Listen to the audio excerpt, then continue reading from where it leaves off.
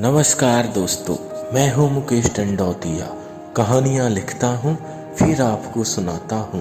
आज अपने कहानी संग्रह की कहानी सवाल जिंदगी भर के लिए को आगे बढ़ाते हुए पार्ट 2 लेकर आया हूं। राज की दीपशिखा के बारे में सब कुछ जानने की उत्सुकता देख सजल उससे कहता है कि उसे जितनी जानकारी ज्ञात थी वो बता दी।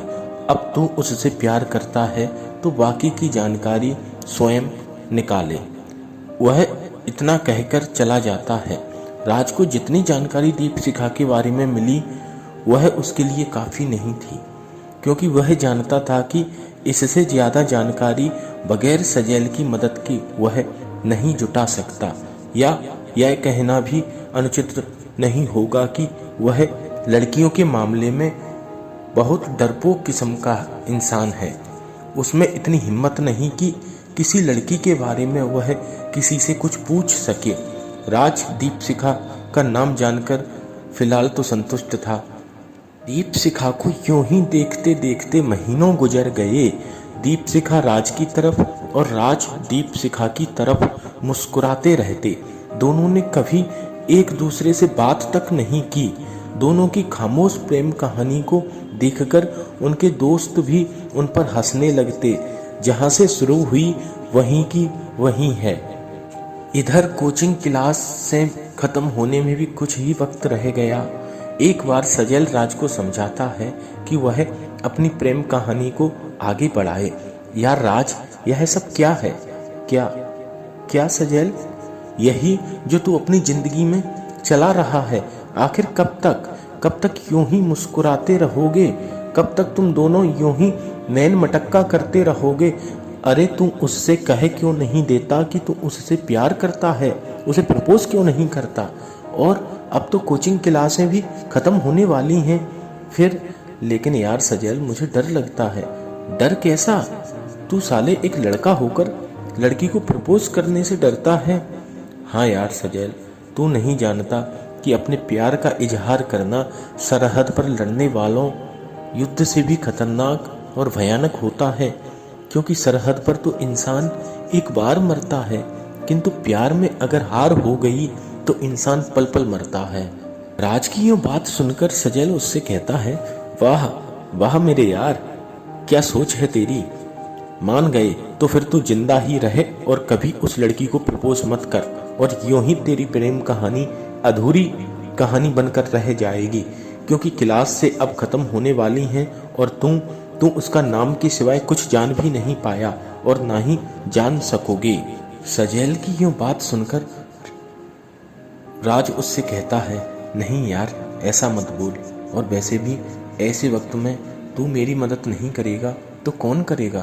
तू ही तो बताएगा कि किस तरह से मैं उसे प्रपोज करूं।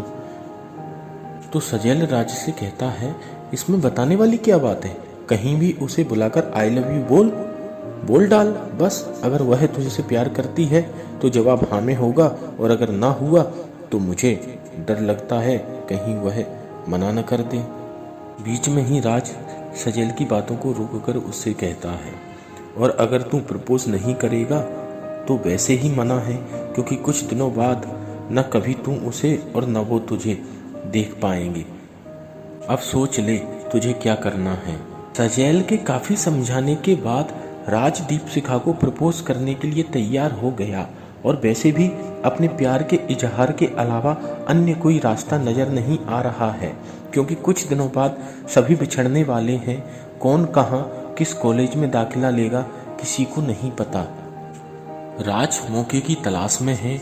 वह ऐसा वक्त ढूंढ रहा है कि वह दीपशिखा को अकेला पा सके और उससे अपने प्यार का इजहार कर सके, किंतु उसे ऐसा मौका मिल ही नहीं पा रहा। दोस्तों के द्वारा उसका उपहास उड़ाने और सजल के तानों से वह बौखला उठा, और आज उसने दीपशिखा को प्रपोज करने का फैसला ले लिया। चाहे वह अकेले में इजहार करे या सबके सामने, बस प्यार का इजहार करना है। सभी बच्चे क्लास खत्म होने के बाद बाहर निकल रहे हैं। दीपशिखा भी क्लास से बाहर निकलकर सड़क पर अपनी 2 सहेलियों के साथ खड़ी टेम्पो का इंतजार कर रही है कि राज उसके पास आया और वह उससे बोला, दीपशिखा, मैं आपसे कुछ बात करना चाहता हूँ। क्या? यहाँ? इस वक्त दीपशिखा इतना ही कह पाई कि राज ने उसका एकाएक हाथ पकड़ लिया और बोलना शुरू किया। दीपशिखा, वो मैं I love you, I love you. हाँ दीपशिखा, मैं तुमसे प्यार करता हूँ, बहुत प्यार करता हूँ। इतना कि जितना समुद्र में पानी नहीं होगा, इतना कि जितना तारे आसमान में नहीं होंगे। दीपशिखा, मेरे दिल में तुम्हारे लिए इतना प्यार है कि उसे शब्दों से बयां नहीं किया जा सकता। और यह प्यार जब मैंने तुम्हें पहली बार देखा उसी वक्त से करने लगा हूँ, लेकिन अपने दिल की बात कभी तुमसे कहने की हिम्मत नहीं कर पाया। Deepshikha, I love you. जिस जगह राज दीपशिखा से अपने प्यार का इजहार कर रहा है वह जगह शहर का एक मुख्य चौराहा है। राज को इस तरह प्रपोज करते देख चारों तरफ काफी भीड़ एकत्रित हो गई। इस भीड़ से बेखबर राज अपने प्यार का इजहार किए जा रहा है और दीपशिखा गर्दन झुकाए चुपचाप खड़ी सुन रही है। तभी उसकी सहेली कहती है कि मिस्टर राज, ये क्या बदतमीजी है? क्या आप तमाशा बना रहे हैं? आप कहीं पागल तो नहीं हो गए? जरा नजर उठाकर अपने चारों तरफ देखो, कितनी भीड़ इकट्ठी हो गई है और सब लोग तुम दोनों को ही देख रहे हैं। खैर छोड़ो, ये तो पागल है। चल दीपशिखा, इसके साथ तू क्यों तमाशा बन रही है? दीपशिखा की वह सहेली उसे हाथ पकड़कर खींचते हुए ले जाती है और राज उसे पूछता रह जाता है, दीपशिखा, क्या तुम मुझसे प्यार करती हो? मेरे इस सवाल का जवाब दो।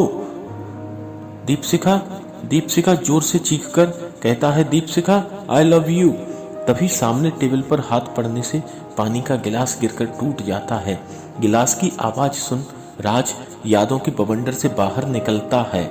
उस दिन के बाद दीपशिखा राज को कभी नहीं मिली। क्लास भी बंद हो गई। राज ने शहर के हर चौराहे, हर गली नुक्कड़ पर उसे तलाश किया। वह दीपशिखा को ढूंढता रहा, लेकिन वह कहीं नहीं मिली। उसने आखिर में यही मान लिया कि शायद उसने शहर छोड़ दिया है और अगर उसका प्यार सच्चा है तो अब वह उसे नहीं ढूंढेगा, बल्कि वह खुद कभी न कभी उसके पास आएगी। आज 8 साल बाद दीपशिखा को अपने पास पाकर उसे यकीन हो गया कि उसका प्यार सच्चा है। उसे एहसास हो गया कि दिल से मांगी हुई हर प्रार्थना को ईश्वर पूरा करता है। अब उसके लिए उसके दिल में कई सवाल और उठ रहे हैं कि अभी तक दीपशिखा कहाँ थी? उसने उसके इजहार का कोई जवाब क्यों नहीं दिया? अगर उसने शहर छोड़ा तो कम से कम एक बार बता तो देती। सबसे पहले तो अपने पहले सवाल का, क्या वह मुझसे प्यार करती है, का जवाब जानना था। बाकी सवालों के तो वह धीरे धीरे जान ही लेगा। अगले दिन राज बड़े उत्साह और हरोल्लास के साथ ऑफिस पहुंचता है। आज उसके चेहरे की चमक मानो दोगुनी बढ़ गई हो। मुस्कुराहट तो मानो चेहरे से चिपक गई हो। राज अपने दिल की खुशी को चेहरे पर आने से नहीं रोक पा रहा है। वह कोशिश भी करता है लेकिन नाकाम रहता है। राज ऑफिस पहुंचता है। वह वक्त से पहले ही ऑफिस पहुंचकर अपने केबिन में जाकर बैठ जाता है और दीपशिखा के आने का इंतजार करता है। इंतजार की ये चंद मिनटें भी घंटों के समान बीत रही हैं। वह हर सेकंड घड़ी में देख रहा है।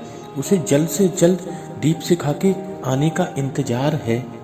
तभी दरवाजे पर दस्तक होती है। मे आई कम इन सर? ओह दीपशिखा, आओ बैठो। वह नजरें झुकाकर थैंक यू सर कहते हुए बैठ जाती है। दीपशिखा, मैं तुम्हारा ही इंतजार कर रहा था, इसलिए मैं ऑफिस जल्दी आ गया। मुझे तुमसे बहुत कुछ जानना है। जी सर, आप? और ये सर क्या लगा रखा है? तुम मुझे राज कह सकती हो। और वैसे मैं एक बात कल से नोट कर रहा हूँ, तुम मुझसे नजरें क्यों चुरा रही हो? हमेशा मेरी आंखों में आंखें डालकर मुस्कुराने वाली दीपशिखा मुझसे आंखें चुरा रही है, क्यों? जी सर, वो दीपशिखा सिर्फ इतना ही कहती है कि राज, फिर सर? यार क्या तुम तो एनीवे छोड़ो, पहले मेरी सुनो, उसके बाद मैं तुम्हारी सुनूंगा। पता है दीपशिखा, पिछले 8 साल से तुम्हें ढूंढ रहा हूँ। अचानक तुम्हारे गायब हो जाने के बाद मैंने तुम्हें कहाँ नहीं ढूंढा। हर गली, हर चौराहे, शहर, नुक्कड़, मैंने ऐसी कोई जगह नहीं छोड़ी जहाँ मैंने तुम्हें न ढूंढा हो। वैसे अचानक इस तरह कहाँ चली गई थी? खैर छोड़ो, यह बाद में बताना, पहले मेरी सुनो। तुम्हें प्रपोज करने के बाद मैंने सोचा कि इस तरह सबके सामने मुझे अपने प्यार का इजहार नहीं करना चाहिए। कहीं तुम्हें बुरा तो नहीं लगा था? राज दीपशिखा से सवाल पर सवाल किए जा रहा है और बदले में उसे कुछ बोलने भी नहीं दे रहा। वह खुद ही बोलता ही जा रहा है कि तभी दरवाजे पर नॉक नॉक हुई। दीपशिखा दीपशिखा कहते हुए कुणाल अंदर आ गया। दीपशिखा उसे देखकर चौंक जाती है। कुणाल, सॉरी, मैंने आप लोगों को डिस्टर्ब किया। दीपशिखा, ये मोबाइल तुम गाड़ी में ही भूल गई, मैंने सोचा तुम्हें ज़रूरत होगी, देता चलूं। Sorry mister. राज की तरफ हाथ बढ़ाता है तो राज कहता है इट्स ओके। लेकिन आप? राज उसका नाम जानना चाहता है। I am Kunal. हेलो। और आप? राज, मिस्टर राज। लेकिन कुणाल, तुम दीपशिखा को? जी मिस्टर राज, दीपशिखा और मैं पिछले 3 साल से लिविंग रिलेशनशिप में रह रहे हैं। हम दोनों एक दूसरे से बहुत प्यार करते हैं और हमारी मंगनी भी हो चुकी है और बहुत जल्द हम शादी करने वाले हैं। एनीवे, बाय, मैं चलता हूँ। राज को जैसे ही पता चला कि दीपशिखा कुणाल के साथ रह रही है और वह उसका होने वाला पति है, उसे झटका सा लगा। उसे लगा कि कोई भयानक बिजली उसके सिर पर गिरी हो और वह करंट से झनझना रहा हो। उसे लगा कि कांच के उसके दिल पर किसी ने पत्थर मार दिया और उसका दिल सैकड़ों टुकड़ों में बिखर गया है। चंद सेकंडों में ही उसके दिल के अरमानों की माला के मोती टूटकर बिखर गए। राज दीपशिखा से स्वयं नजरें चुराकर केबिन से बाहर निकल आया और वह गाड़ी उठाकर घर की तरफ चल दिया। वह आज किसी शायर की पंक्ति की वो बातें याद कर रहा था। ये जिंदगी भी न जाने कितने मोड़ देती है, हर मोड़ पर नया सवाल देती है। ढूंढते रहते हैं हम जवाब जिंदगी भर और जब जवाब मिल जाए तो सवाल बदल देती है। आज उसके दिल में सवाल सैकड़ों थे, लेकिन उनके जवाब जानने की इच्छा मर चुकी थी। वह किसी भी सवाल का जवाब नहीं जानना चाहता। हर सवाल उसकी जिंदगी के लिए सवाल ही बनकर रहेगा, उस सवाल जिंदगी भर के लिए। नमस्कार दोस्तों, तो ये था मेरा पार्ट 2। अगर आपको मेरी कहानी अच्छी लगी हो तो मेरा चैनल लाइक करें, सब्सक्राइब करें। धन्यवाद। बहुत जल्द मिलूंगा एक नई कहानी के साथ।